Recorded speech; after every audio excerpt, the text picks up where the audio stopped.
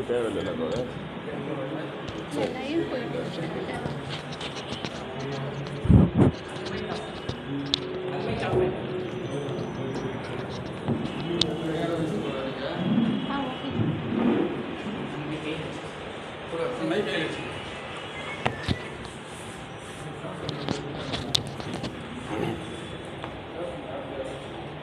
காஞ்சி இலக்கிய வட்ட தோழர்களுக்கு வணக்கம். நான் கவிதை வாசிக்க வேண்டும் என்று பெயரும் கொடுக்கல, நிகழ்ச்சிக்கு வருவதற்கு கூட வாய்ப்பு குறைவு என்று தான் சொல்லியிருந்தேன். உடல்நிலை சரியில்லை. இன்றைக்கி அங்கே மொழிப்போர் ஆர்ப்பாட்டத்தால் அங்கே போகணுன்னு நினச்சிட்டு இருந்தேன், முடியல.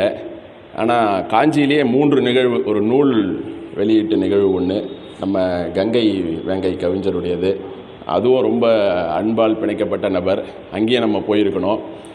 ஓவியர் புகழேந்தியினுடைய உரை ஆசிய பண்பாட்டு மையம் சார்பாக ஒரு ஏற்பாடு செஞ்சுருக்காங்க, அங்கேயும் நம்ம போயிருக்க வேண்டிய இடம்தான்.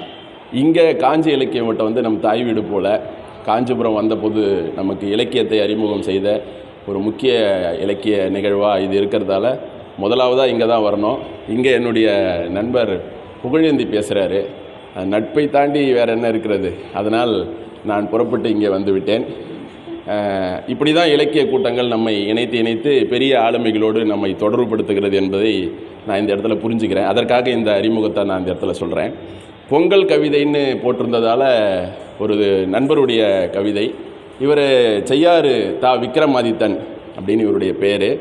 பள்ளிக்கூடமே போகாத ஒரு கவிஞர், ஒரு 4 நூல்களை எழுதியிருக்காரு. தும்பைப்பூச்சட்டைன்னு ஒரு புத்தகம், காதல், அப்படி தான் ஒரு அறிமுகமான, ரொம்ப அற்புதமாக இருந்தது. அதில் சின்ன சின்ன கவிதைகள், ரொம்ப என்னை கவர்ந்த ஒரு எழுத்து வேப்பிலை மேயும் ஆடு சொல்வதே இல்லை அருள்வாக்கு அப்படின்னு ஒரு கவிதை எழுதியிருந்தார். எப்படி இந்த சிந்தனை அப்படின்னு நான் பேசும்போது நிறைய சொன்னார். அப்போ தொடர்ச்சியாக அவரை எழுத வச்சு ஒரு 4 புத்தகங்கள் போட்டோம். இதில் இன்னொரு சின்ன கவிதையை படிச்சுட்டு நான் பொங்கல் கவிதையை வாசிக்கிறேன். இது ஒரு பேச்சு மொழி வகையில் இருக்கிற ஒரு கவிதை. வேப்ப மரமும் அரச மரமும் தெய்வமாச்சு, புளிய மரமும் முருங்கை மரமும் பேயா போச்சு. வேப்ப மரமும் அரச மரமும் தெய்வமாச்சு, புளிய மரமும் முருங்கை மரமும் பேயா போச்சு. எண்ணத்தை சொல்ல புளியங்காயும் முருங்கைக்காயும் குழம்பு காய்ச்சி. இப்படியான ஒரு கவிதைகள்லாம் இவர் எழுதுவார். அதில் பொங்கலுக்காக ஒரு கவிதை, இவரை நாங்கள் சும்மா விடாமல் எதாவது எழுத சொல்லிகிட்டே இருப்போம். தீபாவளினா ஒரு கவிதை எழுத சொல்லுவோம், பொங்கல்னால் ஒன்று எழுத சொல்லுவோம். அந்த மாதிரி எழுதின ஒரு பொங்கல் கவிதை நிறைய மேடையில் நான் அதை படிச்சிருக்கேன். இது அவருக்காக சமர்ப்பணம் செய்து தான் இதை நான் படிக்கிறேன்.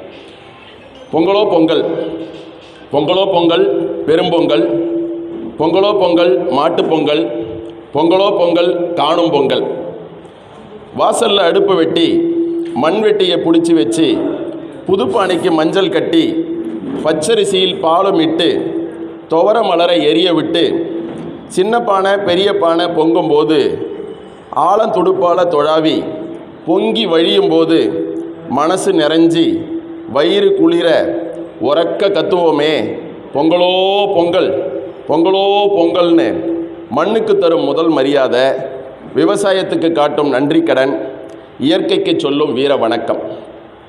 பூசணிக்காயில் மொச்சக்காய் அவரைக்காய் காராமணி, பட்டாணி மூக்கடலை வேர்க்கடலை, அத்தனை ருசியும் ஒரே பானைக்குள்ளே வெந்து பூசணி இலை மேலே விருந்தாகும்.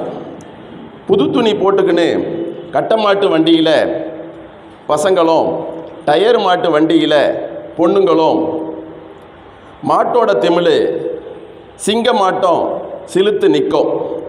வாழை முறுக்கி விட்டதும் மஞ்சள்ளி தெறிக்க, வாழை முறுக்கி விட்டதும் மஞ்சள்ளி தெறிக்க, புழுதி எழும்ப மண் வாசம் வீச மந்தவெளி நோக்கி மாட்டு வண்டி பறக்கும்.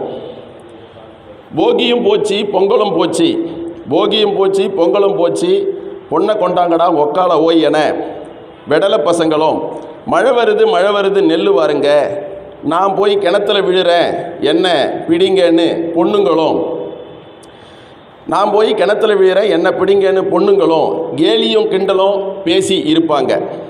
மந்தவெளிக்கு போய் வந்ததும் பொம்பளைங்க கும்மி அடிப்பாங்க, சண்டை போட்டு பிரிஞ்சதை சாக்கா வச்சு பாட்டும் படிப்பாங்க. இது பொங்கல். ஆனால் இப்போ பொங்கலோ பொங்கல், பொங்கலோ பொங்கல், சித்திரை நடிகை வரப்பில், சின்னத்திரை நடிகை வரப்பில் பானையை தூக்கிக்கிட்டு தொப்புளை காட்டிக்கிட்டு நடக்கா. அவளை சுற்றி நின்று 4 பேர் மார்க்கு போட்டு நடிக்கான். பொங்கலோ பொங்கல், பொங்கலோ பொங்கல், சாயா தக்காளி sauce ready, pizza mutton roast ready, chicken noodles ready, கடைசியாக ஓட்ஸ் கஞ்சியும் ரெடி. பொங்கலோ பொங்கல், பொங்கலோ பொங்கல், நட வேண்டிய பூசணி விதை புதைக்கப்படுகிறது என்று இந்த கவிதை முடிகிறது.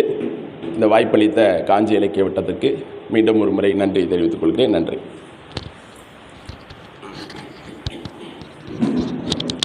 நன்றி தோழர். பொங்கல் முடிஞ்சு 10 நாள் ஆகுது.